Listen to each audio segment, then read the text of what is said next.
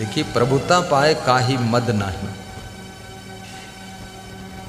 आदमी के पास में एक कार में एक साधु बैठा जा रहा था। कोई भगत की कार थी, तो उस भगत ने कहा कि शीशा बंद कर दो। साधु ने कहा मेरा दम घुट जाएगा, मैं देसी आदमी हूं। हर आदमी बंद शीशा में नहीं बैठ सकता, दम घुट जाता है, सांस बंद हो जाएगी। वो बोला मैं देसी आदमी हूँ भाई, शीशा बंद करो। महात्मा जी कहाँ तुम इसमें बैठ गए, तुम मानते नहीं बात, बंद करो जल्दी बंद करो। तो महात्मा ने सोचा कोई खतरा है, इतना हड़बड़ा क्यों रहा है आदमी। तो महात्मा भी थोड़ा घबरा गया, भाई दूसरे की कार है, बिठा लिया यही बहुत है, और शीशा बंद ना करो तो गेट खोल के उतार भी देगा। तो महात्मा ने बंद कर दिया। अब दम घुटने लगा। 5 मिनट के बाद उस कार के मालिक ने कहा शीशा सब लोग खोल दो, हवा आने दो। सबका दम घुट रहा। तो महात्मा ने पूछा भाई शीशा बंद क्यों करवाया, आपकी कार में एसी भी नहीं है, कोई पंखा भी नहीं लगा है, और शीशा बंद करा दिया। बोले आपको क्या पता, ये जहाँ से कार निकल रही थी ना, यहाँ सब हमारे रिश्तेदार हैं, जानने मानने वाले लोग हैं। शीशा इसलिए बंद करा दिया ताकि सबको पता चले एयर कंडीशन कार जा रही है। हाँ, VIP कार है। तो महात्मा ने कहा है तो नहीं, है तो देसी, इसमें AC लगा नहीं। अरे बोले बात मत करो, दिखाना तो है एयर कंडीशन। अब ये लोकेशना है, ये बहुत मुश्किल का काम। AC कार में भी चलो कोई बुरा नहीं है, घर में भी AC लगाओ कोई गलत नहीं, समय समय पर हवा खा लो, लेकिन AC के गुलाम ना हो जाना। किसी दिन बिजली ना हो, AC मिस्टेक हो गया हो, तो रात भर तड़फते रहो मछली की तरह, हाय रे हाय रे हाय रे। फिर ये तो दुख पैदा कर लिया तुमने जानबूझ के। मैं एक शहर में गया, बहुत बड़ा शहर था, तो जिनके यहाँ गया था उन्होंने कहा मेरी माँ को दर्शन दे दो। मैंने कहा आपके घर में हूँ, माँ को यहीं बुला लो।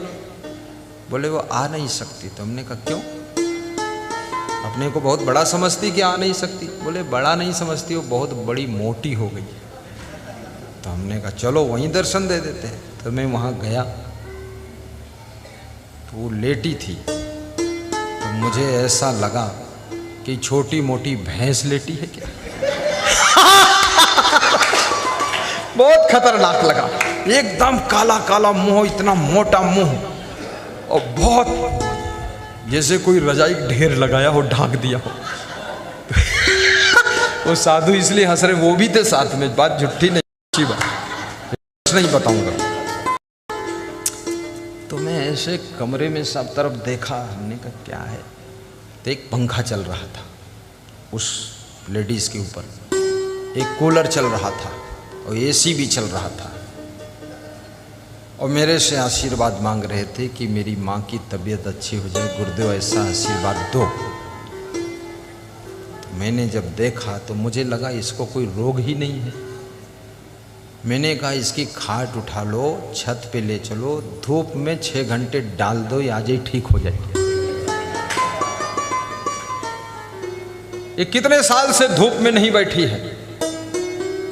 बोले इसको 8-10 साल हो गए धूप में गई ही नहीं, लेटी रहती है, पड़ी रहती है, यहीं खा लेती है। 4-5 लोग उठा के इसको फ्रेश कराते हैं, क्योंकि बहुत मोटी है, 1.5 कुंटल वजन हो गया है। अब 1.5 कुंटल उठाने के लिए 3-4 लोग तो लग ही जाएंगे। बोले माँ है क्या करें। तो हमने कहा इसको ज्ञान दे दो। बोले सब ज्ञान देख लिए, हम हो गया ज्ञान। तो हमने कहा मैं देता तो मैंने ज्ञान दिया। तो उसने क्या कहा कि महात्मा जी तुम्हारे जैसे ज्ञान दाता बहुत आ चुके हैं, किसी को मानूंगी नहीं। बहुत विचित्र है वो। फिर मैंने उसको ऐसा आशीर्वाद दिया मन ही मन कि ये जल्दी मर जाए तो ठीक है, छुट्टी मिले, दुखी है खाम में, घर भर दुखी है, उसको लादे लादे घूम रहे। तो 2-3 महीने बाद खबर आ गई कि माँ की मृत्यु हो गई। हमने कहा बहुत अच्छा हुआ, ठीक, जय हो।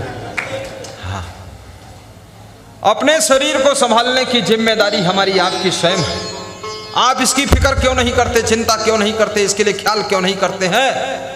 अगर इसका बहुत मोटापा बढ़ रहा है और बहुत ज़्यादा फैट बढ़ रहा, वेट बढ़ रहा, पेट बढ़ रहा है, तो ये बहुत बड़ी चिंता का विषय है। फिर शुगर पैदा हो जाएगी, हार्ट अटैक की बीमारी आ जाएगी, बीपी हाई लो होने लग जाएगा, किडनी और लीवर डैमेज हो जाएंगे, आपकी बॉडी सब अंदर से खोखला हो जाएगी और आपको इतना दुख मिलने वाला है कि पूरा परिवार आपके पीछे ही लगा रहेगा।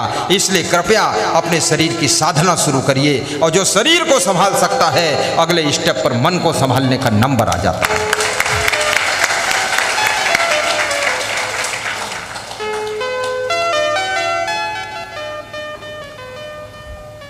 जिनका शरीर बढ़ता ही जा रहा है, आज छोटी सी दवा बता देता हूँ, गोली नहीं है, खर्चा नहीं है, चावल बंद कर दीजिए, छोटी छोटी 2 रोटियां खाइए, आधी कटोरी दाल खाइए,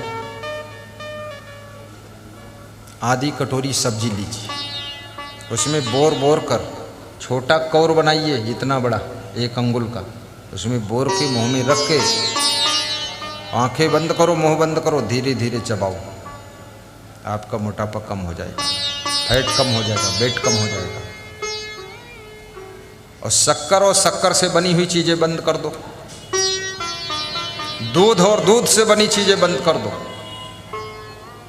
और दाल में जो छौंकते हैं तेल उतना तो डालो, सब्जी में जितना छौंकने के लिए डाला जाता कम से कम डालो, बाकी तेल की, घी की पूड़ी, कचौड़ी, समोसा ये सब बंद कर दो। 1 सप्ताह में रिजल्ट ले लो, 3 किलो वजन घटेगा, मुस्कान बढ़ेगी, खुशियाँ बढ़ेंगी, स्फूर्ति आएगी, छलांग लग जाएगी। अगर उम्र 60 साल है तो 40 साल के दिखने लग जाओगे।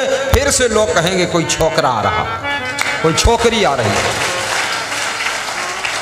लेकिन अगर आपने कंट्रोल नहीं किया ना तो 40 साल में ऐसे दिखोगे, लगेगा कोई 80 साल का डोकरा आ रहा है, 80 साल की डोकरी आ रही है।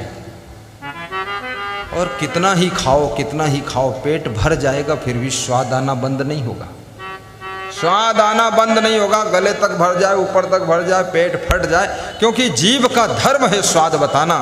वो स्वाद बताती है, उसमें और कुछ मिलने वाला थोड़े। इसलिए स्वाद को भी जीतो, शब्द विषय को भी जीतो। ये कानों से जो ऐसे वैसे शब्द सुनते हो ना, ये शब्द सुनना बंद कर दो।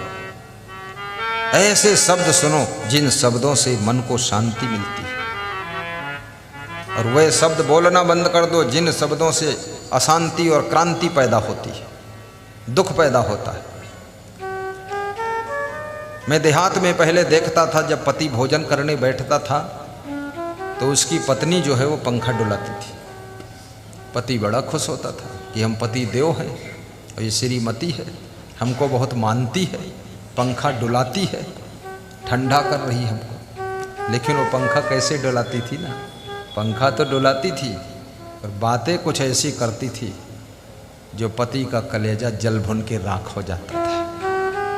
तो ऐसे पंखा डुलाती थी जैसे वो मक्का का भुट्टा भूनने वाले होते हैं कि भुट्टा पर पंखा चलाते हैं।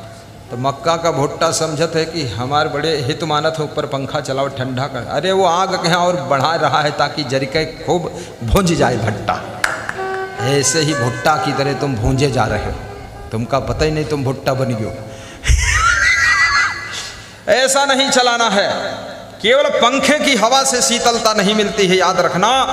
आपके शब्दों से भी शीतलता मिलती है, आपके स्वभाव से शीतलता मिलती है, आपके सुंदर चरित्र से शीतलता मिलती है, मधुर व्यवहार से शीतलता मिलती है। और वो शीतलता भीतर की शीतलता होती है। पंखे की हवा तो बाहर शरीर को ठंडा कर सकती है, लेकिन आपकी मधुर वाणी भीतर कलेजा को ठंडा कर देती है।